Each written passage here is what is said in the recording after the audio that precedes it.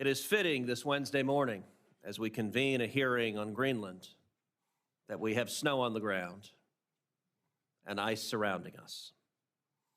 Today we're here to talk about something that just a few years ago was treated as far-fetched, but has long been worth serious consideration: the potential of the United States acquiring Greenland. Back in 2019, President Trump raised this issue, the idea of purchasing Greenland, and at the time it was dismissed by some as outlandish. But given shifting global dynamics, the geopolitical importance of Greenland makes this conversation one we can no longer ignore. It's a topic of interest to members on both sides of the aisle. Indeed, the idea for this hearing was one the ranking member suggested earlier this year. Greenland has never been some remote island. It holds immense strategic and economic importance. Its location and proximity to critical transatlantic trade routes places it at the center of several global debates. The growing influence of China and Russia in the Arctic region, where Russia has long maintained military assets and China has invested heavily with a clear strategic eye, is a direct challenge to the United States and our allies. This deserves serious consideration and response. Greenland sits directly on the shortest flight path for intercontinental ballistic missiles traveling from Russia or the Middle East to the United States, making its positioning critical to our security. We have maintained a military presence in Greenland since World War II, particularly at Patuxent Space Base, which serves as the northernmost U.S. military installation and provides critical missile warning and space surveillance. The base, along with its deepwater port and airfield, is an integral part of our national security infrastructure. Also key to our operational presence and influence in the Arctic is a healthy number of polar icebreakers. The U.S. built its last heavy icebreaker nearly 5 decades ago. Meanwhile, China has 4, and Russia has over 40, whose warships increasingly appear near Alaska. The only operational United States heavy icebreaker, the Polar Star, is 20 years beyond its service life. This is simply unacceptable. President Trump has highlighted the urgent need for a new fleet, and as chairman, I'm committed to ending Russian and Chinese icebreaker dominance. Executing on this quickly, not waiting for years and years on piecemeal annual appropriations, is vital for our national security, the economic productivity of Alaska and the Arctic, and our national shipbuilding capacity at American shipyards like Keppel-Anfels and Bollinger. But it's not just about defense. Greenland sits atop vast reserves of rare earth elements, materials critical for everything from technology to national defense. These elements are vital in the production of smartphones, military equipment, medical technologies, and much, much more. If the U.S. were to gain access to Greenland's resources, it could significantly reduce our dependence on foreign suppliers, particularly China, which currently operates a virtual monopoly on the rare earth market. Now, some may argue that the U.S. purchasing territory is out of the question, but it isn't unusual for us to do so. Indeed, much of the history of our nation was formed by acquiring territory. In 1803, President Thomas Jefferson negotiated the Louisiana Purchase with Napoleon, spending $15 million to purchase 828,000 square miles of land that ultimately became part of 14 states, many of which are represented on this committee today. From the Louisiana Purchase, we got portions of Arkansas, Iowa, Missouri, Oklahoma, Nebraska, Minnesota, Louisiana, New Mexico, the great state of Texas, North Dakota, South Dakota, Wyoming, Montana, and Colorado. Without the Louisiana Purchase, the United States would be a very, very different place than it is today. And then in 1867, the United States purchased Alaska from Russia, spending $7.2 million for what became our 49th state, and what ultimately gave this committee Senator Dan Sullivan. And indeed, purchasing territory from Denmark is not unusual.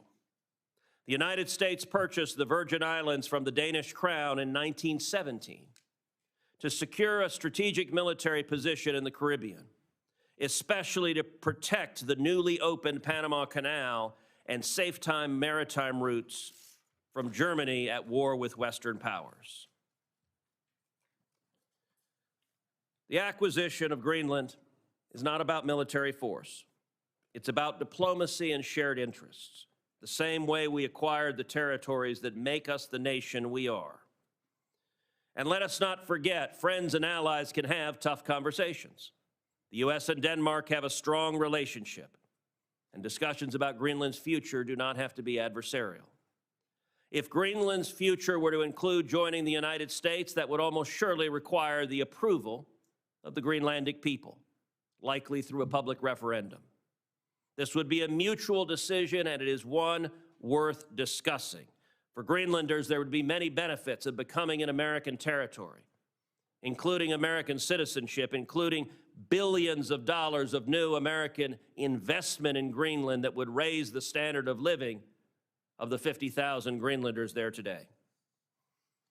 I look forward to hearing the testimony from our witnesses about the national security and economic implications of acquiring Greenland and about the opportunities and challenges we face. And with that, I recognize the ranking member for her opening statement. Thank you, Mr. Chairman, and thank you for holding this important hearing on the Arctic and Greenland, Americans' economy, and national security. The United States is an Arctic nation. My colleagues, Senator Sullivan and Senator Murkowski, say that early and often. Senator Murkowski and I took a trip to the Arctic and Greenland in 2019 with several of our colleagues, and she has been a strong voice calling for a more robust American leadership in the high north. My state has long-standing ties to the Arctic. When you talk about 125 years ago in the Klondike Gold Rush and how everything sent to Alaska came through Puget Sound, the 200 vessels homeported in Seattle that are part of a multi-billion-dollar fishing industry in Alaska, there is a good reason that the Magnuson-Stevenson Act that is in place to protect U.S. fishermen is named after two senators who served as chairman of this committee. During the Cold War, America recognized that we had a vital economic and national security interest in the Arctic. Now, as climate change opens up new sea routes at the top of the world, we must do so again. New shipping channels could shorten shipping times between Europe and Asia by 2 weeks or more. Tourism, developing infrastructure could drive new economic opportunities in remote communities, and our Arctic allies could help replace China as the beginning of a new critical mineral supply chain for semiconductors, batteries, defense technologies. However, as the ice melts, we also face growing competition from our international competitors and adversaries. Russia and China are both increasing their military presence in the Arctic. I'm sure we'll hear about that today. Just last year, they conducted a joint military exercise in the Far East and Arctic. The reality is they want to be able to control the sea lanes, block freedom of navigation of our commercial and shipping and our military. They want to be able to tap into and sabotage undersea cables, and they want to move their stealth submarines and launch hypersonic missiles undetected. Russia is also engaging in illegal fishing in Alaskan waters and operating a shadow dark fleet to evade oil sanctions. And following Russia's invasion of Ukraine, it became impossible to reach consensus on the Arctic Council. That is why I believe, Mr. Chairman, in partnership with Canada and Greenland and NATO, the U.S. must renew and recommit to an Arctic strategy that solidifies America's leadership in the Arctic. Instead of starting a new trade war, America must reinvigorate and expand cooperation with our allies, including Canada and other Nordic countries. We should be pushing to expand NATO's mission in the high north. With Finland and Sweden joining the alliance, 7 of the 8 Arctic nations are now NATO members. Our good model is how NATO recently launched its Baltic Sentry operation, where allies work together to monitor and promote early warnings of threats from foreign adversaries and protect shared subsea infrastructure. I've encouraged that in the recent weeks. NATO Secretary General Ruth has called for a more proactive NATO engagement in the region to strengthen our collective defenses. The reality is the Arctic is too vast to police alone. It will take time and investment by both the US and our like-minded allies to meet those threats from Russia and China. Russia has already more than 40 icebreakers. I'm so glad to hear the chairman's commitment to icebreakers. I'm sure Senator Wicker is too, a place where many of these icebreakers are built. While the US Coast Guard only has 2 and the Navy has 0. Thanks to the bipartisan support of this committee, the Coast Guard will soon operate a 3rd icebreaker. But additional investments are desperately needed, the chairman mentioned this, to make even this one additional ship operational. Congress has authorized 6 more icebreakers, but that is still only a fraction of what is required. So I commend President Trump for saying that, quote, we're going to order about 40 Coast Guard icebreakers, end quote. We will need those icebreakers. In fact, I, 20 years ago, brought then Commandant Thad Allen to meet with several of our colleagues who were blocking these icebreakers. The future of the U.S. leadership, commerce, and security in the Arctic will require investments in these Coast Guard and military capabilities. We need shoreside infrastructure, including icebreaker home ports, new MH-60 helicopters, more C-130s, and P-8s in the region, and other Navy and air assets. That's the brawn. But we also need the brains to win the high north. So I hope this committee can work together to explain why massive NSF layoffs and budget cuts, because I believe they are short-sighted. For example, the University of Washington had a $400,000 study on how glacier breakups off the coast of Greenland contributed to coastal flooding, something I think we would all be interested in. This seems particularly short-sighted when we need to understand Greenland better than ever before. In World War II, it served as an essential refueling for military aircraft flying between North America and Europe. Cryolite mined in Greenland was used to make U.S. fighters and bombers, and during the Cold War, Greenland served as a home to the U.S. early warning network against Soviet missiles. Once we had 10 military bases in the world's largest island. Today, only the space base remains. The good news is if we stop talking about buying Greenland and instead work quickly to reestablish U.S. interests, there have been, I think since 1951, many update agreements between Greenland and the United States. The one most recently, 2018, I think during the first Trump administration. These agreements are in place that authorize dual-use investments, new port infrastructure, fiber optic cable, radar, and power plants. Over time, Greenland can be a rich source for critical minerals, but there are still high barriers to that development, something I'm sure we'll hear about at today's hearing. But we can also support the expansion of tourism and infrastructure with airports, roads, and hotels. And I'm sure, as our witness from the Wilson Center, Dr. Pincus, will point out today, Greenland has a tremendous untapped hydropower potential. Someday, Greenland could become home to data centers to give us the edge in the race for AI, and I plan to introduce legislation that would authorize the Department of Energy to provide feasibility studies on the development of Greenland's hydropower potential. I also believe that we should direct the Ex-Im Bank and other agencies to provide support for more U.S. infrastructure investments in Arctic nations like Greenland. And as I said at the last hearing, the United States needs to do more to improve our strategic investments to counter our adversaries.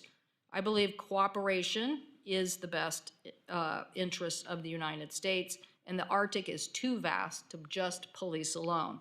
Hopefully, these coalitions and collective defenses can help expedite the U.S. interests there, and support the scientific research and national security. So I look forward to hearing from our witnesses and continuing to make sure that America, maybe this Greenland incident, Mr. Chairman, will elevate this discussion that Senator Murkowski, Senator Sullivan, myself have been trying to get so many people to realize we are an Arctic nation, we have interests there, and we need to continue to move forward. Thank you, Mr. Chairman. Thank you, Senator Cantwell. We now have 4 expert witnesses before this committee. First witness is Alexander Gray, Senior Fellow in National Security Affairs at the American Foreign Policy Council.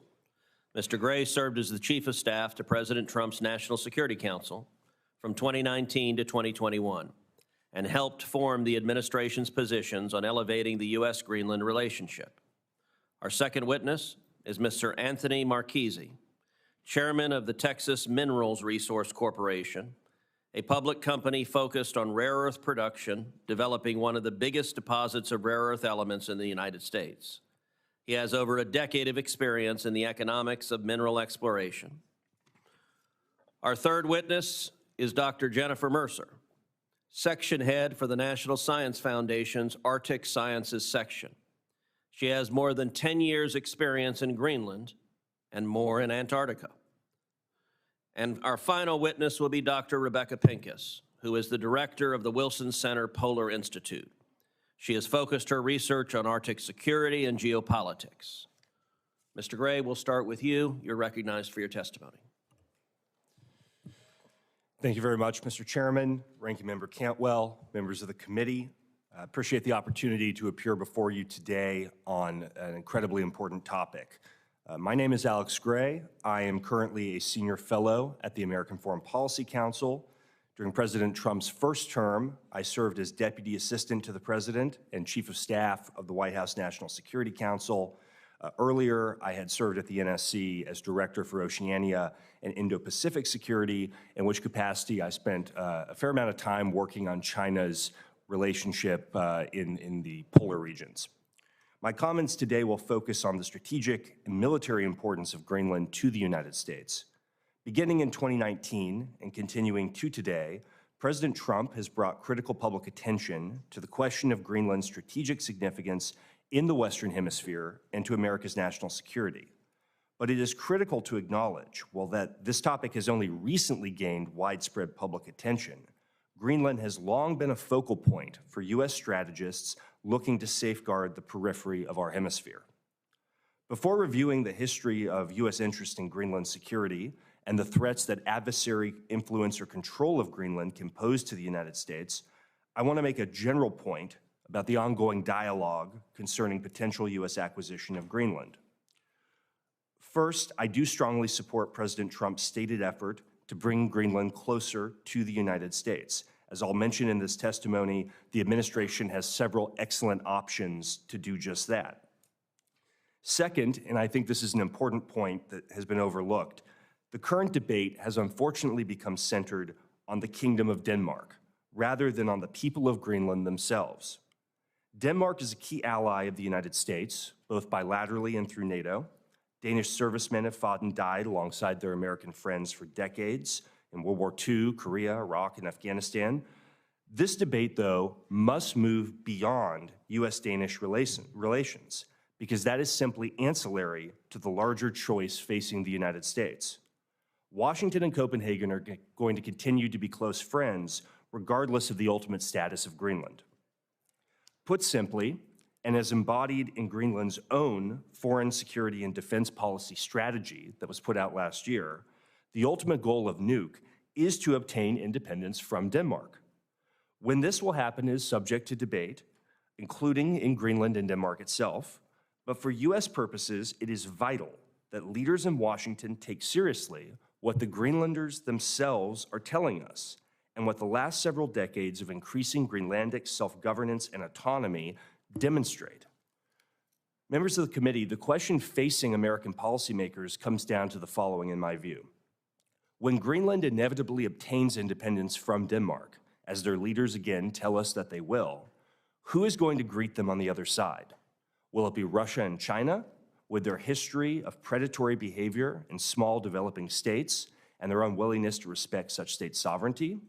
Or will it be the United States, with our commitment to sovereignty, the rule of law, respect for the environment, and for the rights and heritage of indigenous people? Now is the time to begin laying the groundwork for what arrangements can be put into place once Greenlandic independence is imminent. History tells us how critical this is, and I preview in my testimony going back to the 1860s, just how much the United States has focused on Greenland as a potential strategic threat if it is occupied or controlled by an adversary power. I would just highlight a couple things for these purposes. The U.S. actually occupied Greenland during World War II because it was so essential that we keep the Nazis from occupying it and being able to base U-boats from there, or potentially to launch bombers against the east coast of the United States from Greenland. The United States has attempted to purchase Greenland at least 4 times, depending on how you count, starting in 1867 and as recently as 1955. Administrations of both parties, Harry Truman, Franklin Roosevelt, Dwight Eisenhower, all seriously considered bringing Greenland closer to the United States because the strategic logic is so clear. The island has 27,000 miles of coastline. At its shortest point, it's about 1,100 miles of flying time to the United States. Over the past several decades, foreign vessels have repeatedly arrived in Greenlandic waters without proper authorization or in violation of NATO protocols. In one instance, a Russian submarine actually showed up in Greenlandic waters and was discovered by accident. Unfortunately, our friends in Copenhagen have not devoted the defense resources necessary to ensure that Greenland and the coastline and the airspace is protected the way that it should be.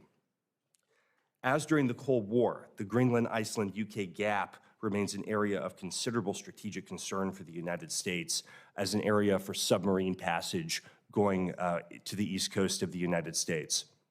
And finally, the United States has a significant interest in the space base at Bitufik, which obviously remains one of only 2 U.S. Arctic facilities one of only 2 U.S. Military bases in the Arctic at that altitude that would serve strategic space interests, and there is no redundancy if we were to lose one of them. China and Russia have demonstrated their interest in finding weak spots in the Arctic in recent years, dramatically increasing their capabilities. China has preposterously called itself a near-Arctic power. It has launched a Polar Silk Road initiative with the intention to do in the Arctic what it has long done in Africa, Southeast Asia, and the Pacific, undermine sovereignty of developing states at the expense of regional and global security. Finally, I would just mention a couple things on how the United States could best bring Greenland closer to the United States. We have a couple options. One, we could make Greenland a territory, an insular area. We have 14 insular areas in the United States: Guam, American Samoa, U.S. Virgin Islands, to name a few. That's certainly an option. They all have various levels of self-government. They have various levels, depending on Congress's intent, they have various levels of day-to-day autonomy.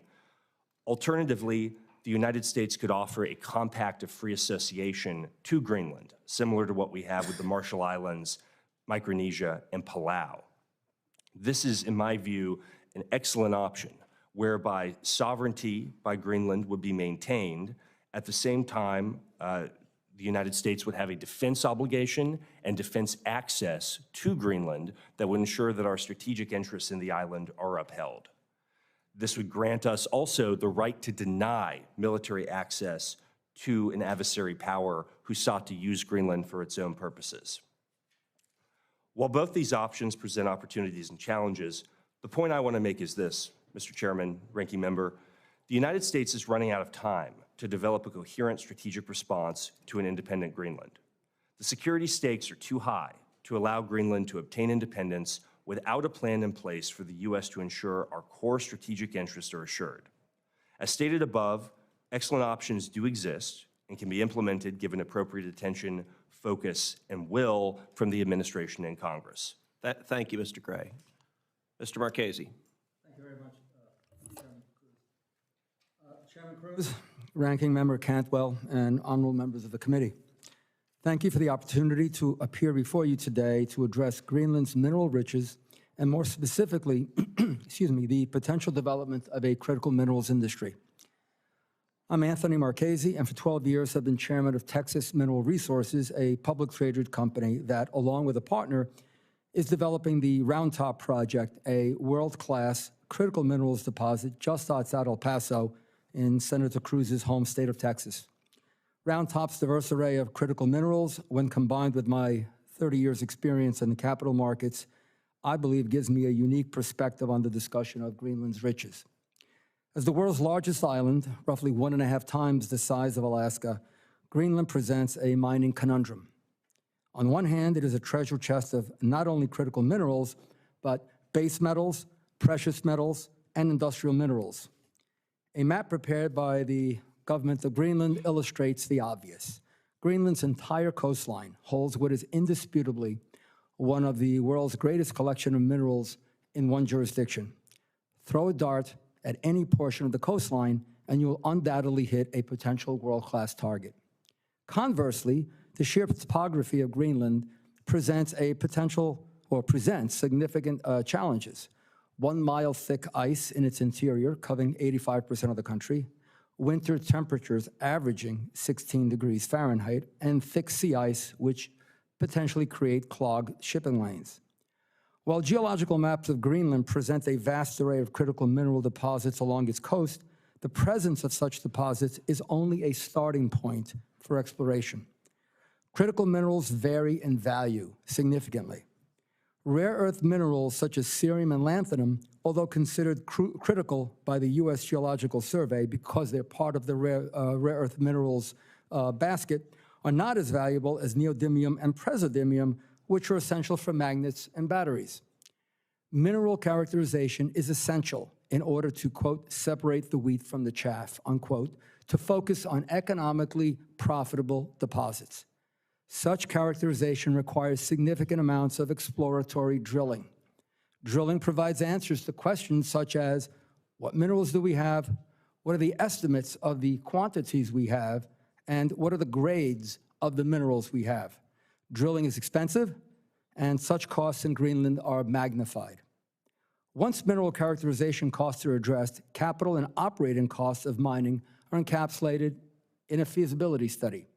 After receiving the necessary approvals and permits, the feasibility study requires drilling data, metallurgical data, processing cost data, environmental data, and finally, the downfall of many projects, commodity prices, or accommodating commodity prices.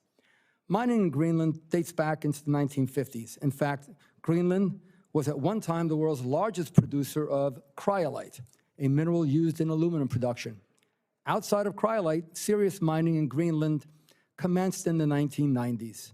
Unfortunately, there has not been significant critical mineral mining in Greenland. In 2021, the government effectively ended a promising rare earth project because uranium would be mined as a mineral byproduct. As a result, Greenland banned uranium mining due to local indigenous opposition. Interestingly, a study sponsored by McGill University in Canada several years ago found that over 85% of the population surveyed favored mining, with the exception of radioactive materials. Without characterization, we do not know if future mineral deposits are accompanied by uranium, thereby potentially limiting development unless there are policy changes. An acquisition by Greenland by the United States could take many forms. I believe Alex just mentioned those. There needs to be a determination as to which regulatory authorities, if any, would govern mining projects. In the United States, the Bureau of Land Management and the U.S. Forestry Service govern mining regulations on federal lands, while states like Alaska also give serious consideration to the desires of the indigenous population. At the present time, Greenland's 56,000 inhabitants are predominantly Inuits, an indigenous population which has a strong voice in environmental policy along with the governments of Greenland and Denmark. Regulatory authorities are critical to an examination of the economic incentives for mining. Characterization of mineral deposits is time-consuming and expensive, tantamount to venture capital investing. The USGS could provide government funding for such characterization to lessen the exploration risk for private industry. In this regard, it is imperative to remember that capital costs for Greenland projects are highly variable. Frigid winters create many restrictions, significant hurdles for timely project development. Lack of infrastructure such as roads, fuel, electricity, and housing exacerbate capital costs. Workforce needs would require the import of foreign labor, given that skilled mining labor is minimal in Greenland. Metallurgical expertise necessary to process mineral material would present further challenges, as such expertise is generally available primarily in Asia. Greenland's mining challenges would likely require the U.S. government to provide significant financial assistance in order to attract private capital, with funding needs required in both upstream and downstream development. Short-sightedly, current U.S. policy provides funding solely for downstream development, which has been a severe impediment to our own domestic production. In conclusion, mining in Greenland can likely attract capital by providing significant financial incentives while simultaneously aligning local politics and environmental regulations in an effort to create a supportive investment climate for private industry. Thank you for your attention and interest, and I am pleased to answer any questions you may have. Thank you, Mr. Marchese. Dr. Mercer. Good morning, Chairman Cruz, Ranking Member Cantwell, and members of the committee. My name is Dr. Jennifer Mercer, and I'm the head of Arctic Sciences in the Office of Polar Programs at the U.S. National Science Foundation. Thank you for the opportunity to participate in today's hearing to share the important research and collaboration that NSF is facilitating in Greenland. NSF has an important mission of supporting the U.S. research enterprise and fostering U.S. STEM talent. NSF's support of research facilities also establishes a U.S. presence in the Arctic and demonstrates our capabilities as a nation and builds goodwill with other nations. This research is important in the polar regions where, as you know, Russia and China are increasingly seeking to extend their reach. I oversee both scientific research conducted in Greenland and the research infrastructure that enables research funded by NSF, other federal agencies, and by international partners that advances U.S. national interests. I was born and raised in South Dakota and completed my undergraduate studies there. After earning my PhD in New Hampshire, I was a researcher at the University of Wyoming before joining the federal government, first in the Department of Defense and then at NSF. The first time I deployed to Greenland was 15 years ago, bringing with me a decade of experience as a researcher in Antarctica. And I'm excited to share with the committee why Greenland is so important to the U.S. science and engineering research enterprise. The polar regions have a long history with both U.S. scientific research and defense operations. Greenland was strategic during World War II and the Cold War for the U.S. and its allies. It was the site of Camp Century, where the U.S. Army established an operational base under the ice. Efforts like this taught us a lot about ice sheets and snow mechanics and how to operate in these extreme environments, knowledge and methods that we still use today in both the Arctic and Antarctica. NSF has an established relationship with the government of Greenland, which has authority over research there. All of the research activities that NSF supports in Greenland are conducted consistent with Greenland law and regulations. NSF collaborates across the U.S. government with the Department of State and several Department of Defense services. NSF funds the research capabilities as well as research projects on the U.S. Coast Guard's icebreaker Healy, which visited Greenland last summer. NSF facilitates research logistics in the Arctic on a cost-reimbursable basis for NASA, NOAA, and other agencies that are supporting activities there. U.S. scientific research spans from the marine environment to the coastal villages and towns to the top of the Greenland ice sheet. Today, about 80% of Greenland is covered in ice, and at its thickest points, it is nearly 2 miles deep. It is a massive feature that is important for understanding variability in the Earth's land ice and is an ideal location to study atmospheric circulation.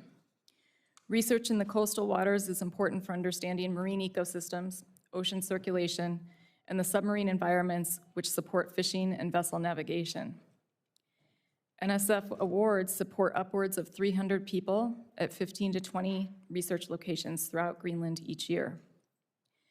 NSF's main operational locations are the village of Gangalussuaq and the United States' Pituffik Space Base on the west coast, and Summit Station and Raven Camp on the Greenland ice sheet. Raven Camp serves as a training site for the New York Air National Guard's 109th Airlift Wing that operates the ski-equipped LC-130 aircraft fleet, the only fleet of its kind capable of landing large loads of cargo and fuel on skiways. The U.S. is the only country with this capability. The LC-130 is the backbone of transportation within Antarctica and on the Greenland ice sheet. Summit Station is the only high-altitude, high-latitude, inland year-round research station in the Arctic. Summit sits at a physical elevation of over 10,000 feet. It was established in 1989 as an ice drilling camp. Year-round operations began in 1997, focusing on continuous atmospheric sampling and measurements. NSF is currently in the process of designing new station infrastructure for Summit, and this will serve as a hallmark of U.S. scientific research in the Arctic. NSF has approximately 75 active awards to U.S. institutions for research in, around, and about Greenland. The Arctic contains distinct physical features that allow for unique research opportunities with practical impact. And these are just some highlights of the important scientific study happening in Greenland, where the U.S. is a leader and a collaborator in research. Thank you for the opportunity to testify today, and I look forward to your questions. Thank you, Dr. Mercer. Dr. Pincus.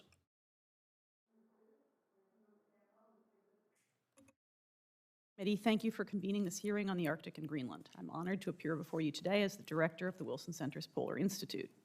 In keeping with the nonpartisan, policy-focused work of the Wilson Center, I offer the following comments on U.S. strategic interests in the Arctic and Greenland significance. My bottom line up front is that the Arctic region, which has important and enduring strategic significance to the United States, has taken on an added measure of global importance due to its natural resources, emerging shipping lanes, and relevance to space issues. Greenland's importance is best understood in this broader Arctic context. The Arctic holds significant natural resources, including minerals, hydrocarbons, and fish. Emerging shipping lanes across the Arctic, including the northern sea route across Russia's coast and the Northwest Passage, are drawing increasing interest as ice coverage declines. The Arctic is also important to the space domain, since polar and near-polar orbits provide unique and valuable satellite views. Russia has core national security and economic interests in the Arctic. It is a region of top importance to Russia. China also has interests in the Arctic, including natural resources and emerging shipping lanes. China has no territory in the Arctic, and the region is outside core PRC interests. However, the complex and emerging China-Russia relationship plays out in part in the Arctic, and this makes China an important and influential regional actor. The U.S. established itself as the dominant polar power through significant effort and investment at the peak of the Cold War. Today, the effort that went into building U.S. leadership in the poles is at risk. The investments made in the 1970s are rusting away, and the U.S. faces a new and more complex global competition. Without a fresh wave of investment and attention, the U.S. will face severe limitations on its presence in the poles and could soon lose its dominant position.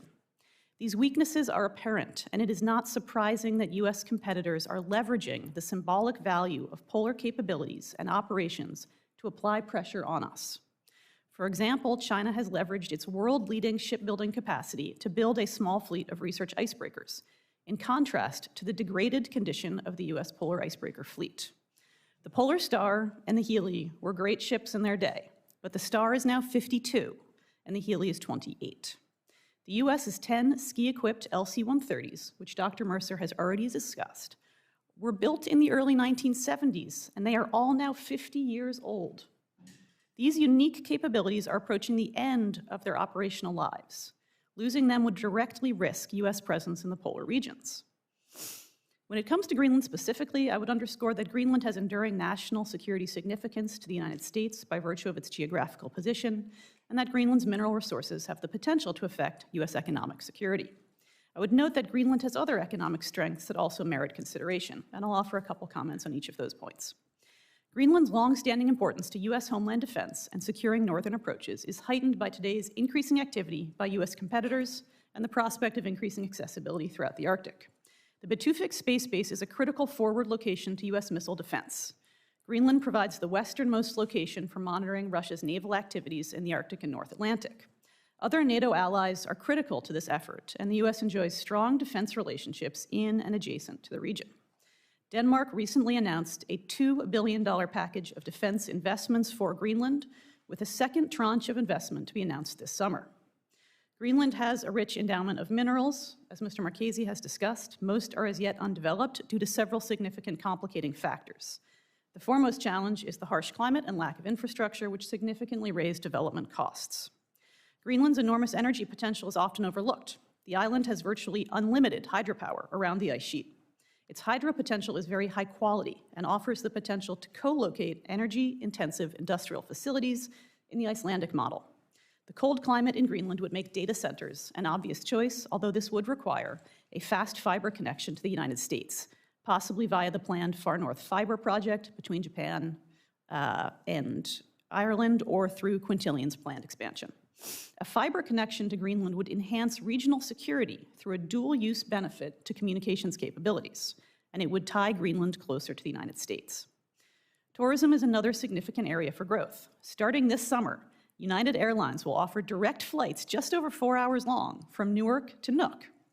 With tourism arrivals expected to double in the face of significant limitations on hotel availability and other support infrastructure, there is both a tremendous economic opportunity as well as need for strategic investment and development planning.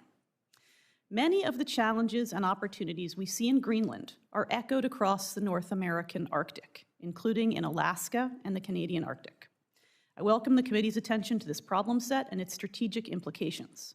The Polar Institute stands ready to support Congress's efforts through our research and analysis. Thank you so much. Thank you to each of the witnesses for your very informative testimony.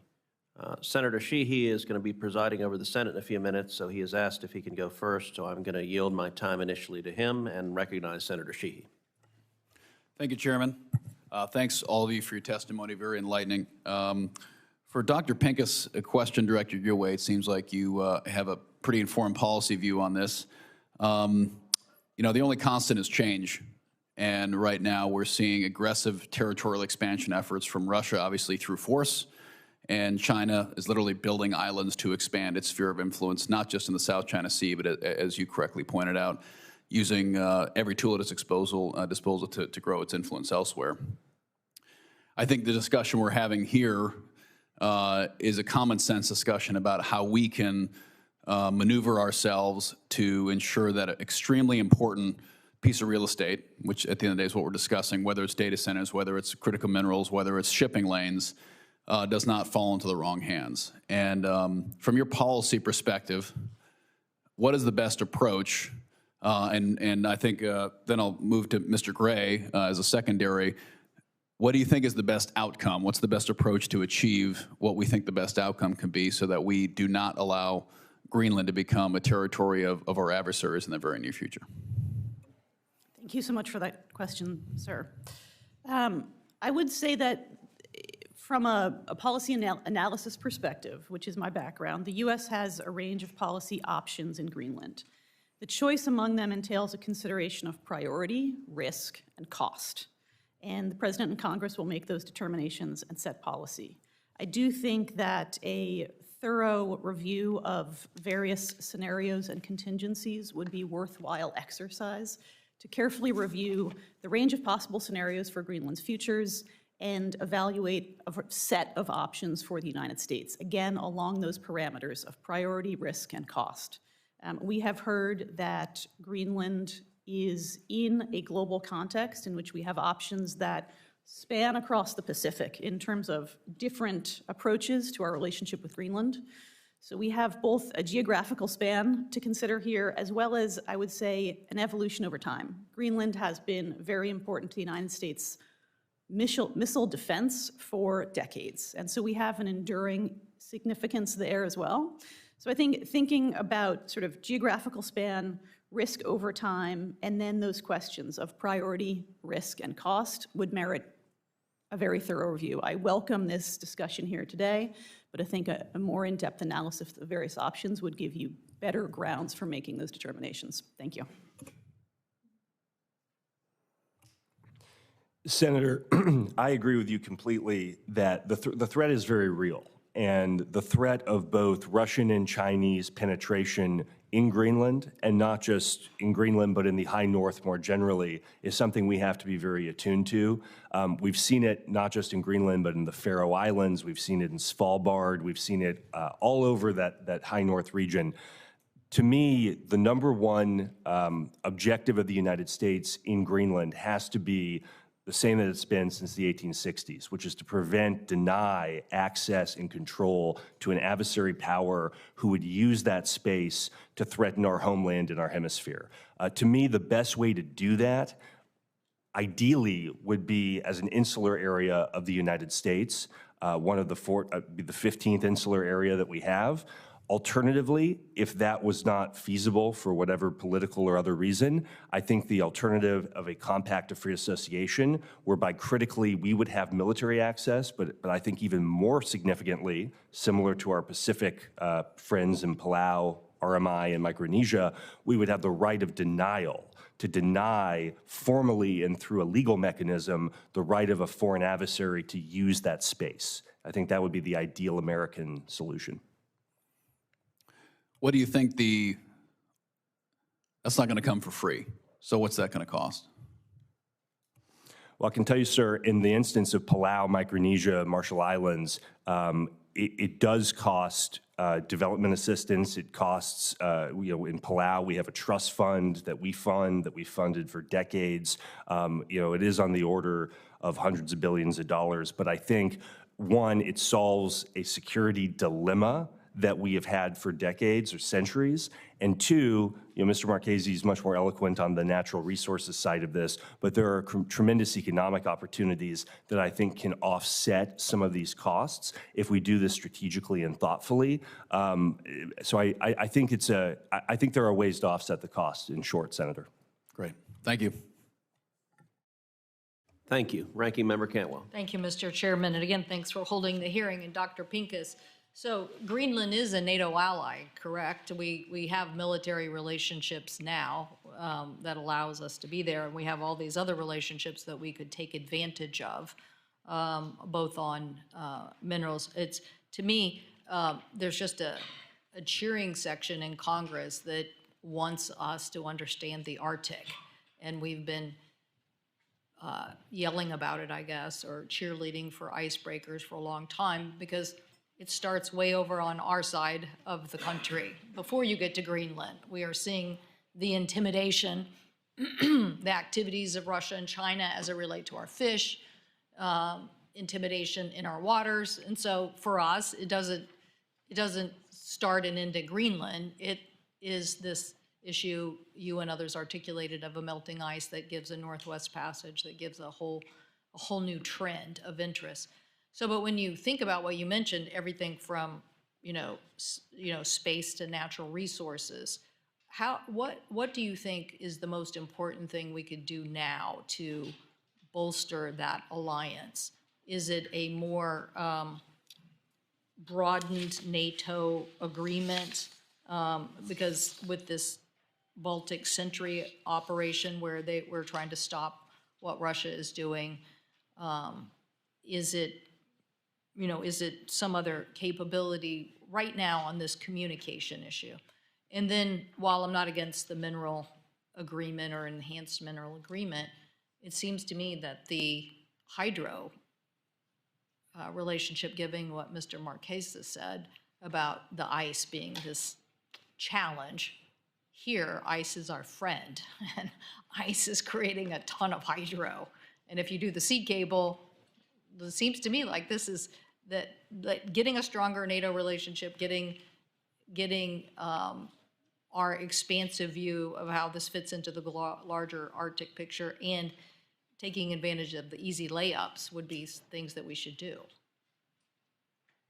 Thank you for that question, Senator. you know, again, I'll go back to my earlier point that the U.S. has a range of policy options. And the first step is to define the problems that we are focused on really carefully, because it's hard to talk about answers if you don't know, if we're not all in agreement on what the problem is. But I think— I call that the correct environmental assessment. But in terms of policy options, you know, I think, you know, the acquisition of Greenland is a really interesting option that deserves very careful scrutiny and weighing. I do think that it is a challenging option. I think there are some practical hurdles that would have to be overcome, and we can have a discussion about what those would be. I do think cost is an issue, but I think there are a range of options that, again, can be weighed against the problem, the risk we face, and our relative prioritization of it. And so if we put territorial expansion sort of at one end of the spectrum here, and then we can think about what might be smaller scale policy options that would be a less total solution, but might Okay, be— let me ask you something differently. Sorry. If we weren't discussing Greenland and what the president said, would you be arguing for a larger NATO relationship and a larger Arctic agreement between the United States and NATO allies? I think the NATO alliance is becoming more active in the Arctic region without that agreement. And NATO is a large alliance that moves fairly slowly. So it has taken some significant steps to be more active in the Arctic in the last few years, and that process has been balanced against the ongoing demands of the war in Ukraine. Well, you could say we were slow on icebreakers too. So this is this awareness issue of we're trying to get the whole country to understand this challenge. I will say that the US and Denmark have a bilateral defense agreement for the defense of Greenland from 1951 that did not include Greenland. That agreement was expanded in 2004, the Igalikuq Agreement, to better include Greenland's voice. But 2004 is 20 years ago, and Greenland has taken many steps towards independence since then. So a new, perhaps trilateral defense agreement that is responsive to US security concerns, as well as the new political powers that have devolved to the Greenlandic government, I think is something that in the short term certainly could also deserve some attention. Thank you. Thank you, Mr. Chairman. Thank you, Senator Cantwell. Mr. Gray, if the United States were to go forward with attempting to acquire Greenland, it would likely require the active agreement of Denmark and also the vote of the people of Greenland that this was a mutually beneficial step. Let's focus initially on the first part. From the perspective of Denmark, what are the benefits to Denmark of considering this negotiation? Well, Senator, I would say Denmark has failed, unfortunately, to provide the type of security that the alliance, that NATO, that we all need in the Greenland region, in the Arctic, for a long time. So having a U.S. commitment to take on some of that security burden would be beneficial to Denmark based on their behavior to date. I know they've recently increased some defense spending relative to Greenland. That's great, but we have a pattern of decades of neglect. So I would think that would be to their benefit.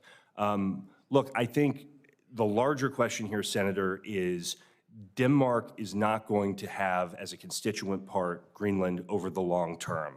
And so to the Greenlanders have made that clear. So the question is, what is the security architecture that's going to be in place at that ultimate point of independence? And it's not in Denmark's interest, just as it's not in our interest, to have a vacuum that is filled by China and Russia. And that's why having some sort of discussion about what comes next is so critical. So if I'm understanding your testimony correctly, there are three principal benefits to Denmark of considering selling Greenland's territory to the United States. The first is that their existing defense obligations put significant costs on Denmark, costs that are a real burden to the government of Denmark and the people of Denmark. The second is if the United States were to shoulder the cost of providing that defense of Denmark would also significantly increase the defense defense of Greenland, rather, would also significantly increase the defense and security of Denmark, and limiting the role of Russia and China in the Arctic also inures to the defense benefits of Denmark. But number three, and this is an important point you made, we are seeing a growing independence movement in Greenland. If Denmark were to negotiate today with the Trump administration to sell the territory of Greenland to the United States, it would presumably be able to negotiate some substantial sum of money. That's how we purchased Louisiana Purchase, that's how we purchased the Virgin Islands, that's how we purchased Alaska. If Denmark does nothing and Greenland declares independence, then rather than getting some substantial sum of money, Denmark gets nothing. Is that a fair summary? I think over the ultimate time frame we're talking about, Senator, that's true, because I believe we should take the Greenlanders at their word that they will be an independent country at some point. And ultimately, sir, it is not in Denmark's interest to leave a security vacuum in the high north. In addition to your point about the costs, they will suffer as much as anyone from having what I think is the 100% predictable outcome of China and Russia stepping into that vacuum if we don't have some sort of clear security architecture in place. So I think that's very powerful. Let's turn to the benefit to the Greenlanders. And Mr. Marchese, I think if this were to proceed, it would in all likelihood require a referendum of the people of Greenland making a choice. Do you want to become an American? Do you want to join the United States as a territory or in some other legal structure? And there's been some chatter online about an early public poll that was done that suggested that currently Greenlanders did not want to do that. That does not strike me as terribly probative, given that this is the very beginning of a discussion, and any referendum would be made with the Greenlanders assessing, what do we get for it? What's our benefit? How are our lives better off? So in your judgment, how would the lives of Greenlanders be better off were they to become part of America? Senator, I mentioned in my testimony that McGill University had done a survey of the population, and they were for mining. So I believe part of it is the recognition that were the United States to come in, more than likely, they would provide some form of financial assistance to allow private companies to come in and mine.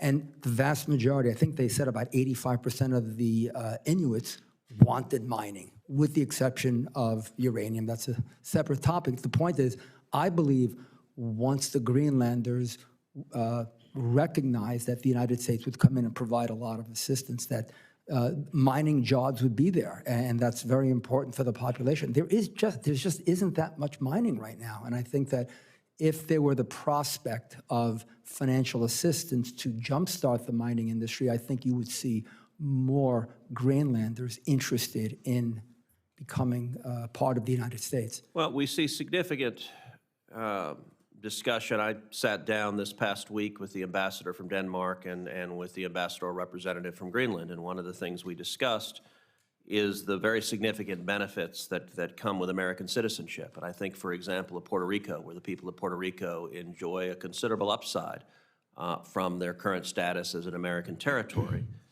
And were Greenland to agree to this acquisition, the Greenlanders would get the invaluable asset of American citizenship, but also would benefit from billions of dollars of additional investment in Greenland to develop those rare earth minerals, the vast resources they have that are not currently being developed.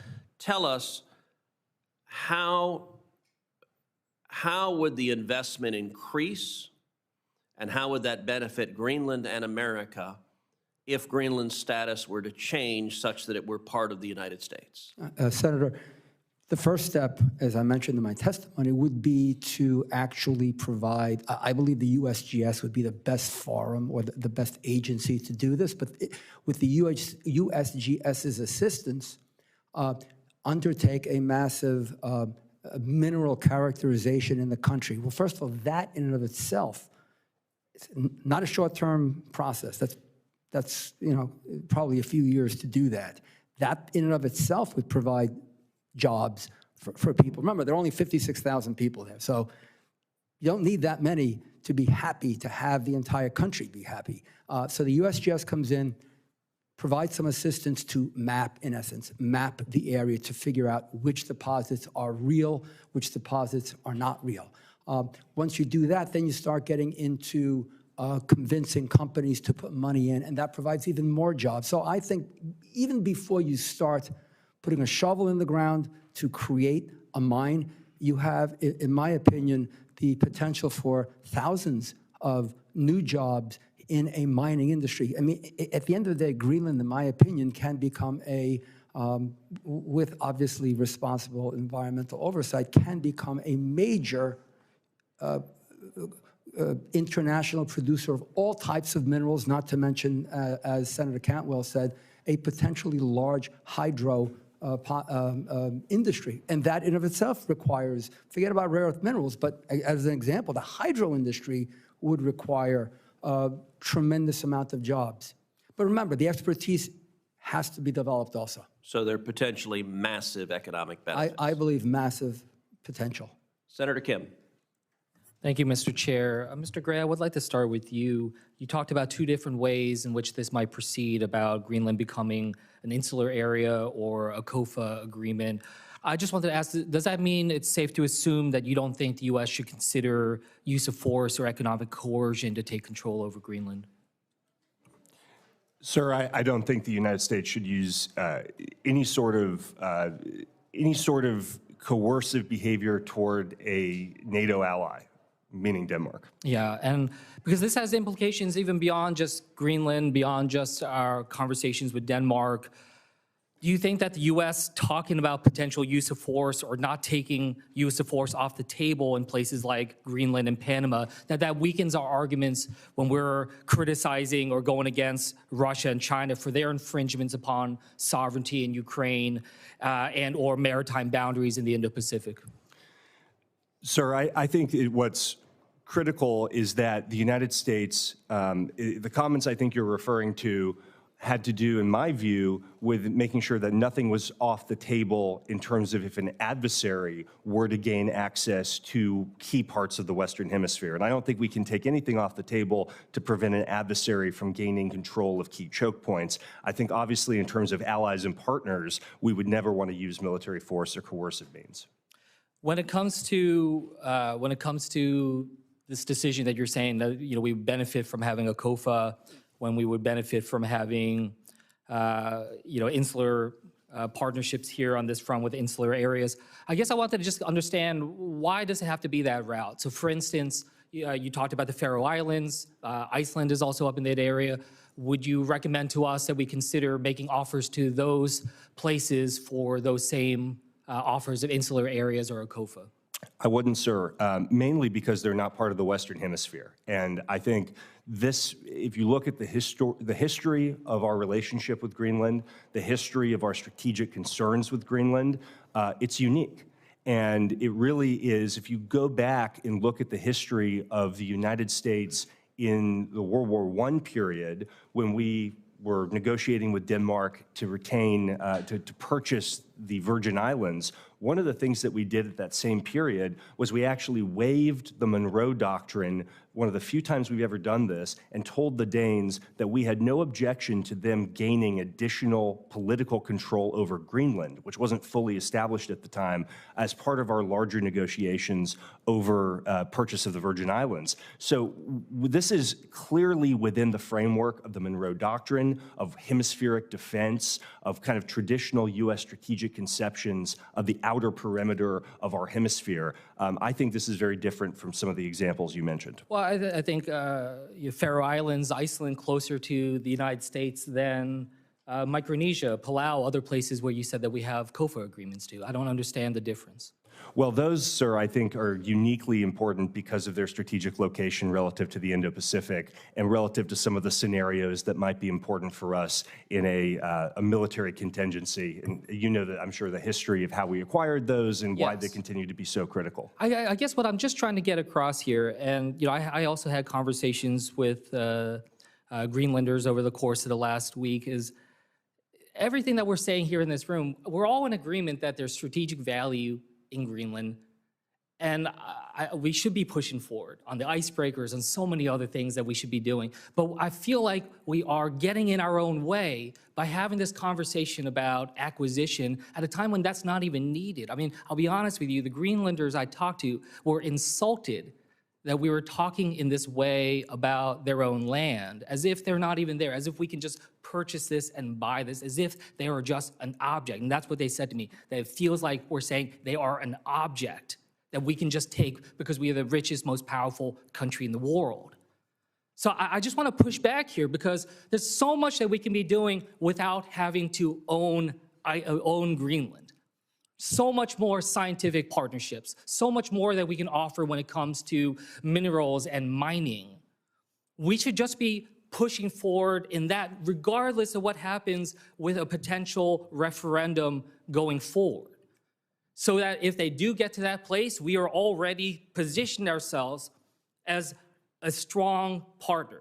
No doubt more we can do right now, but I just think that this is getting in our own way. And when you look at the polling, 85% of Greenlanders say they're opposed to becoming part of the US. 46% view President Trump's interests as a threat. If we are trying to solidify our relationship with them, especially in some post-independence position, we are burning those bridges. We are sowing sense of distrust right now that I think would make it even harder for us to be able to achieve that later. And with that, I'll yield back. Thank you, Senator Marino. Dr. Pincus, there's been much discussion of late on Greenland, but I think what's underappreciated is something that you were trying to focus on, and that's the importance of Greenland to a whole host of U.S. strategic interests that are there. And obviously, yes, we need to develop a good working relationship, a good partnership with Greenland. You mentioned the Space Force base that's in Greenland. It's a critical forward operating location. It is the department's northernmost installation. It hosts radar systems that are essential to our missile defense. The comment was made that there could be flight paths of ICBMs over Greenland. Well, that may or may not happen, but what is key there is that no matter where in the Arctic ICBMs are flying, what we have to have is radars to be on Greenland so that not only can they track, but they can also detect any incoming threats. I'd also like to consider the Greenland-Iceland-UK gap. And Mr. Gray, maybe you'd want to add some into this discussion as well. As we look at the increased Russian submarine activity there in recent years, and you couple that with the growing Chinese and Russia presence in the Arctic, I think it's hard to understate that gap's importance. So both of you, do you assess that increased U.S. presence in the GI-UK gap would be beneficial? Start with Dr. Pincus and then Mr. Gray, if you'd like to add. Thank you very much, Senator, for that terrific question. I think it's very helpful to talk in terms of specifics. And in Greenland, we have long had radar installations to give us early warning of incoming ICBMs coming from Eurasia. And in the current era of hypersonics, new missiles, new missile delivery systems, it's very important that those radars remain in place and that we recapitalize and modernize them to give us as much advance notice as possible. So there's a big radar system at the Batufik base, there's a big airfield, there's a deep water port. On the east coast of Greenland, that is the westernmost point of that GI-UK gap. So it is a key point for monitoring Russian naval activity. I think we are looking at a set of challenges in the GI-UK gap related to Russian activity, undersea activity, that is a real problem set for us. The gap between Greenland, Iceland, the UK, also I would add Norway, provides us some really important points from which to support monitoring and activity. It would be best to talk to the Department of Defense in a classified setting about what specific capabilities and access they may need, but I will say that the 1951 Defense Agreement gives us very wide access to Greenland. We have never had a problem asking for access and permissions and not getting it. And both Greenland and Denmark have made it clear that they stand ready to have that conversation again. I think the Danish defense investments that have been announced include domain awareness capabilities and presence that will help us. There's certainly more that can be done, but I think being very specific about what the problem is helpful in terms of thinking about our appropriate response, and also recognizing that in an event of a contingency, fixed installations, whether it's a radar asset or an airfield,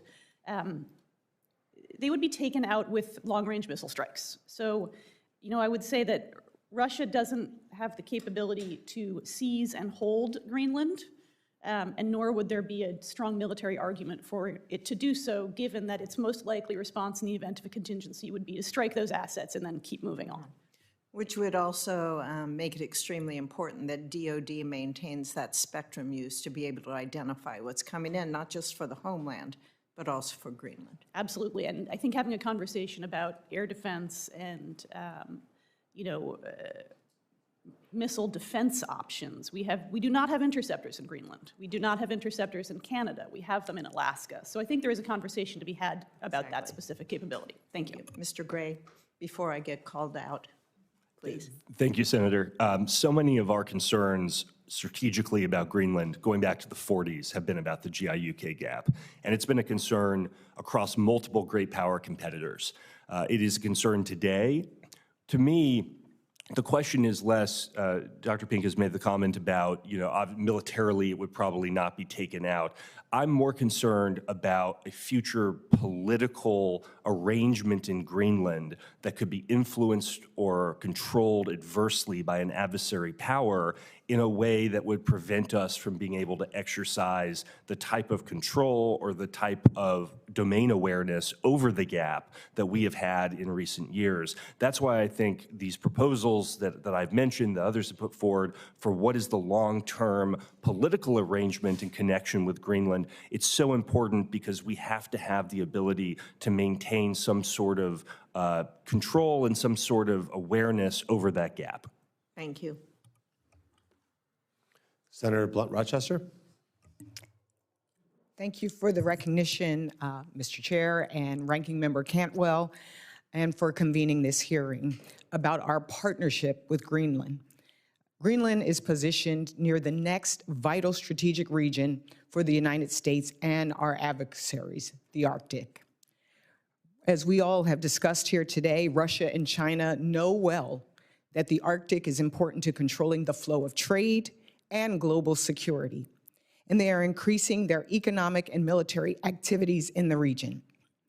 That is why we must simultaneously strengthen our relationship with Denmark and Greenland while addressing the growing international threats to the region. Our alliance with Denmark and Greenland is critically important to our shared economic and national security. I'd like to focus my questions on our critical mineral supply chains. Greenland's strong natural resources offer economic opportunities for Greenland itself, for the United States, Denmark, and our allies. As Greenland's own Minister of Business has noted in a January 16th op-ed, Greenland has 39 of the 50 minerals we have classified as critical to national security. This is why supply chain resiliency is one of my top priorities. Ensuring the innovative industries in the U.S. and in the allied nations have the resources they need is critical for the expansion of good-paying jobs for Greenlanders and for a strong economy. And we really need to make sure that we put a fine point on the fact that we desperately need a national strategy for our supply chains, which is why I'm happy to be working in a bipartisan way with Senators Cantwell and Blackburn. Dr. Pincus, how would you say we can strategically leverage and work with Greenland on their abundant critical materials to enhance the resiliency of domestic industries? Our domestic industries. Thank you, ma'am, for that question. Greenland has abundant minerals. They have been discussed extensively by Mr. Marchese. I appreciate those facts. There are significant challenges bringing those minerals to market, and there are, as he's also discussed, there are conditions that increase the price. It's a harsh climate. There's very little infrastructure. And so companies operating in a market context are generally going to look elsewhere. And this is amplified by a global context in which mineral prices are volatile. And a mine is a long-term bet. We're talking a 20, 30, 40, 50-year bet. And under that current set of conditions where you have to spend a lot of money up front to develop a mine in Greenland, and you don't know what the prices are going to be in 20 years when your ores spit out, it's hard to justify that. That would require non-market interventions to overcome, whether it's government funding roads and infrastructure, providing grants or special investment vehicles to provide capital that is not available in the marketplace. That problem set exists in Alaska and also in the Canadian Arctic as well. The North American Arctic has abundant natural resources. They're in the United States' backyard. It's very tempting to construct those short supply chains. But the price challenges remain. And I think if we can find solutions to help overcome some of those challenges, our domestic supply lines would be much stronger. The environmental standards across North America are the highest in the world. The problem is solving for these non-market interventions that are required. And I think that is going to be an ongoing challenge, and we can think creatively about some new technological tools that could be brought to bear. About joint partnerships. Our allies are also interested in breaking China's stranglehold on critical minerals. So the extent to which we can find common solutions, I think that's terrific. Are there any new initiatives that we should know about or consider? I think we have agreements on minerals with a lot of our close allies, and that is something that can continue to be advanced. The US government has taken important steps to, identify novel tools and make funding available, and I think if it was easy, we would have done it a long time ago. It's also important to remember that processing remains China's key stranglehold. There are critical minerals around the world, but China controls almost all of the processing chain. And we can't just secure access to minerals, we need to break their grip on processing. Just to follow up on Senator Kim's points, I'm curious, in your opinion, in what ways can we build on our strong historic partnership with Greenland while respecting sovereignty and our commitment to our NATO allies? I would echo what Mr. Gray has said about making this, putting Greenlanders at the center of this conversation and listening to them carefully. They very clearly want independence. They're interested in developing their minerals, but also are very concerned about environmental standards. The Greenlandic government took on the authority over natural resource decision-making in the 2009 Self-Government Act.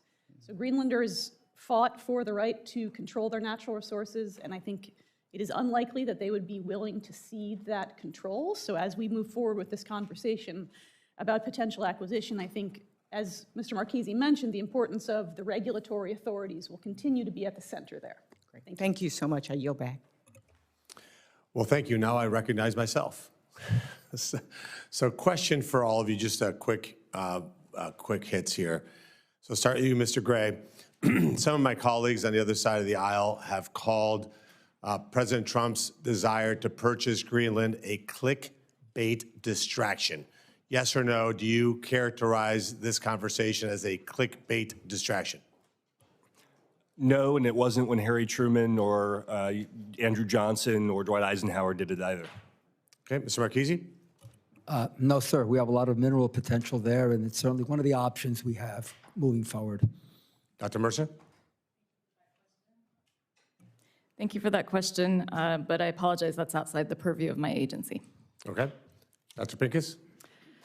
Not at all. And I would note that President Trump's expressed interest in Greenland during his first administration yielded very significant steps forward in the U.S.-Greenland relationship. I would point to the reopening of our consulate in Nuuk as a landmark accomplishment that has done tremendous good for the U.S.-Greenland relationship. That was a direct result of his intervention as his first term. Thank you.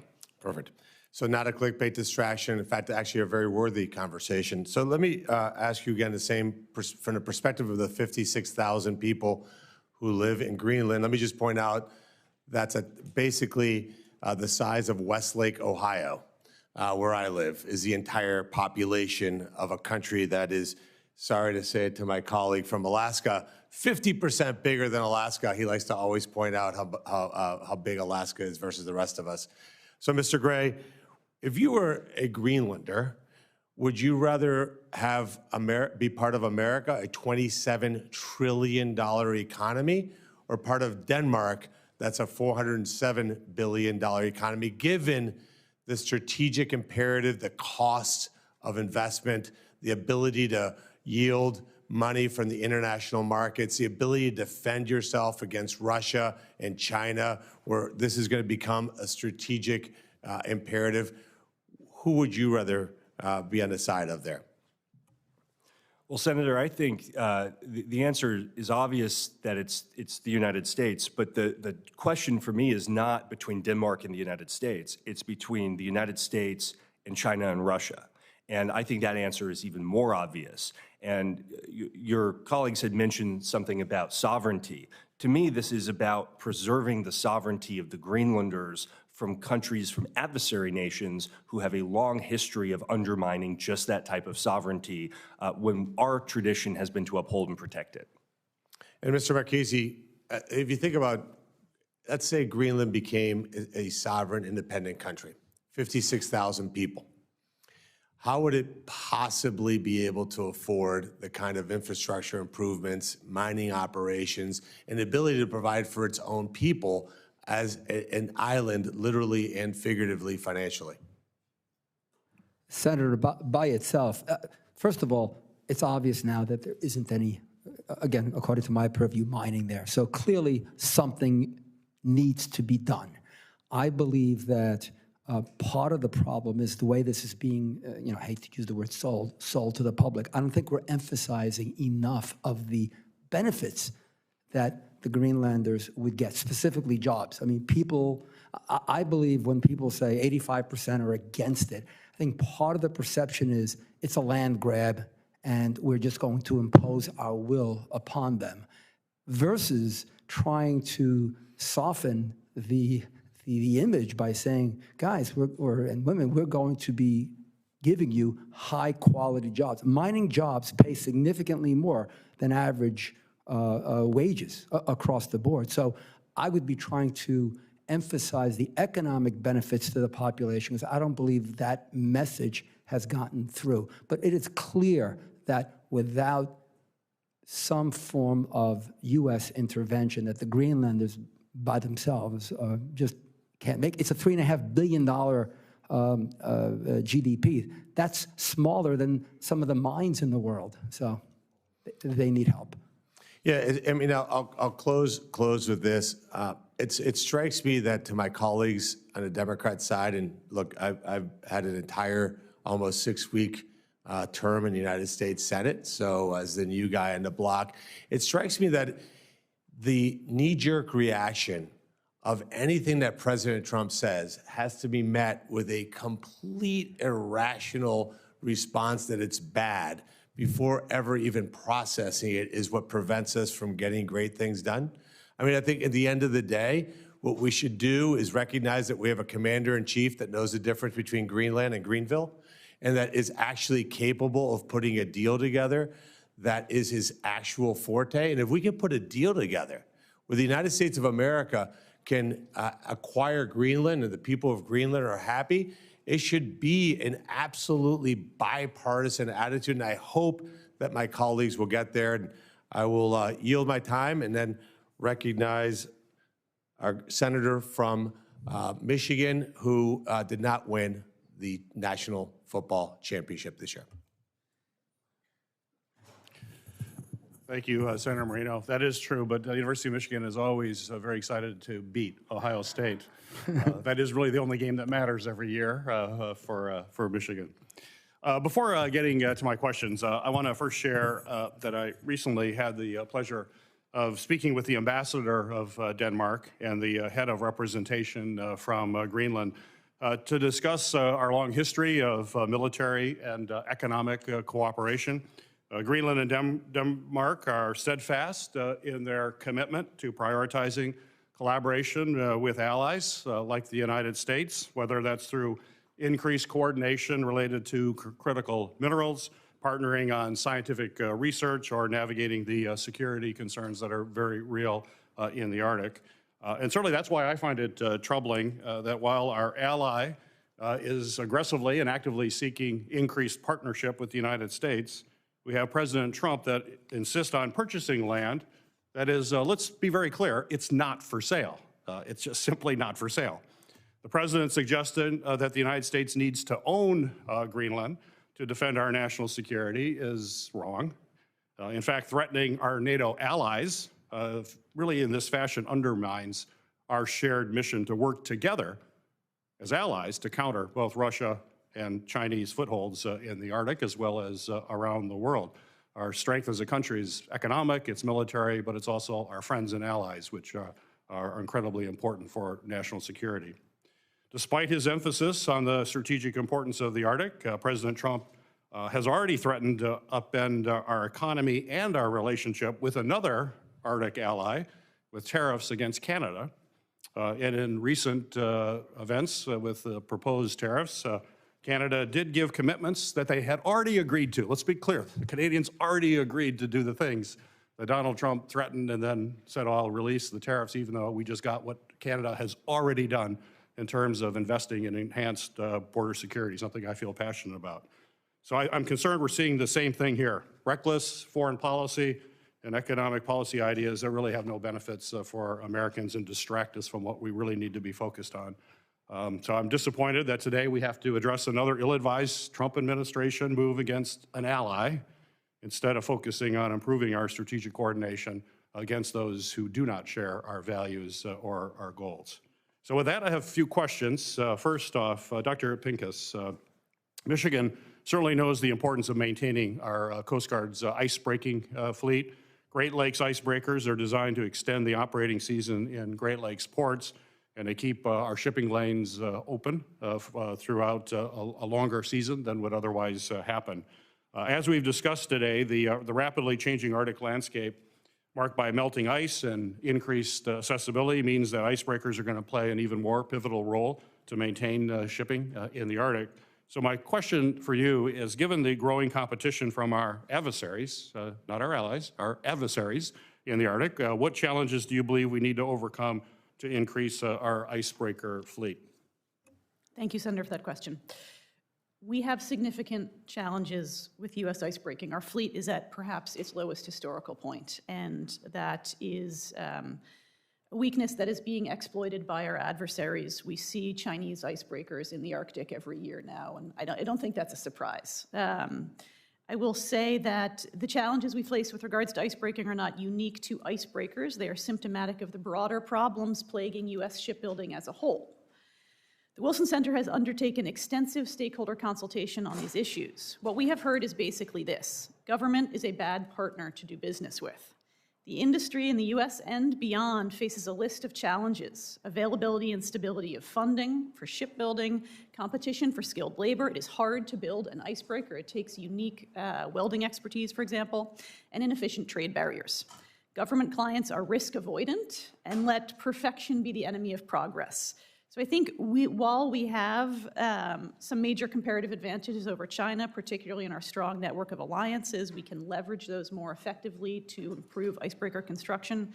I would flag the Ice Pact, which is a trilateral agreement between the US, Canada, and Finland to cooperate on the production of polar icebreakers and potentially also Great Lakes icebreakers, as having potential to leverage allied expertise. And this may have carry-on effects across shipbuilding more broadly. Great, great. Dr. Mercer, I know that both Arctic and Antarctic research requires collaboration across a number of government agencies, and that this research is absolutely key to our understanding as to how to operate in those regions. So my question to you is, in addition to the economic and security importance of the Coast Guard's role in overseeing our icebreaker fleet, which we just talked about, could you discuss the role that the Coast Guard plays in supporting NSF work and how important that is to support?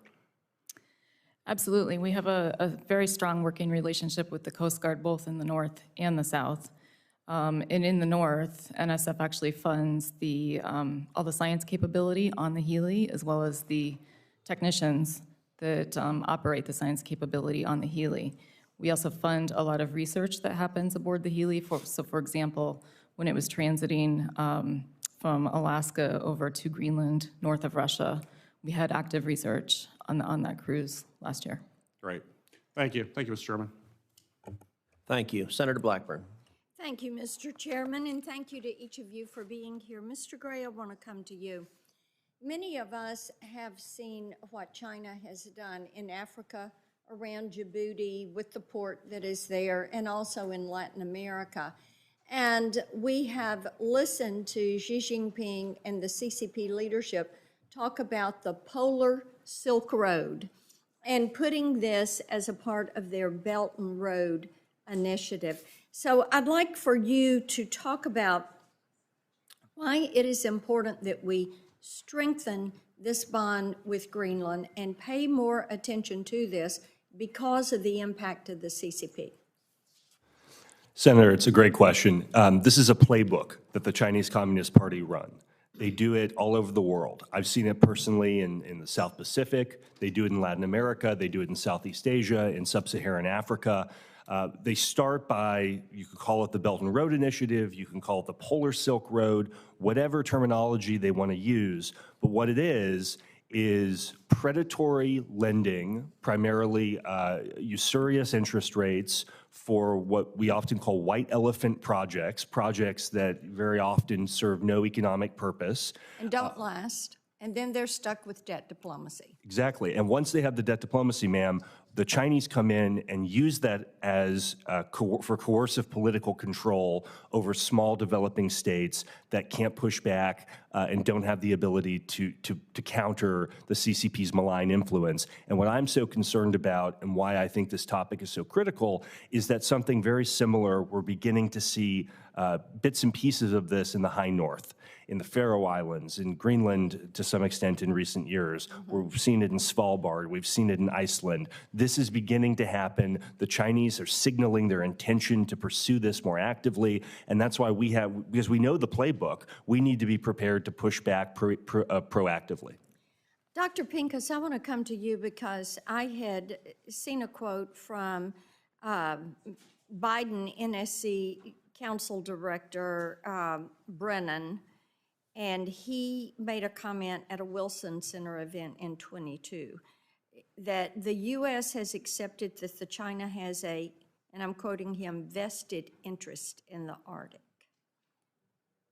I completely disagree with that because China, just because they're calling themselves a near Arctic neighbor, does not give them a vested interest. And I want you to talk a little bit about that type attitude with that perspective that China is using this for their security and endangering our national security. Thank you, Senator, for that question. China has expressed its interests in the Arctic with an Arctic policy statement that came out in 2018, and they mention a host of interests that they have in the region. They talk about the emergent shipping lanes, they talk about natural resources, they talk about scientific data, and so those are their articulated interests in the region. And I think it's, in terms of their economic interests, China is a resource importing country. There's a lot of resources in the Arctic region. It is not surprising that they would pursue those resources. Their pursuit of those resources is adverse to the interests of the United States. Okay, Mr. Gray, I want to pivot to you on this because China focuses on dual-use technologies. And of course, we don't know where the China Economic Development Department, MOFCOM, ends, pardon me, and their military begins. And this is what they couch as dual use. And I would like for you to give what you see as specific steps that we can take against the CCP in this regard to stop them from using this as a research and test site. It's an incredibly important question, Senator. I think this is where my concerns about the current trajectory of the political relationship between Denmark and Greenland are so acute. We have to have a plan for this, the reason you outline, and for reasons of even more conventional military purposes. We have to have a plan for what comes next. And if we don't know what the 56,000 people in Nuuk, what their political organization looks like post-Copenhagen, which they say will happen, what you're describing is going to become even more prevalent. And we've seen this happen in places in the South Pacific that are similarly sized. We have to have a plan for what comes next. Thank you. Thank you, Mr. Chairman. Thank you, and I'd now like to recognize Mr. Sullivan, who also is going to preside while I run down to the floor and vote. Thank you, Mr. Chairman, and thank you very much for holding this very important hearing.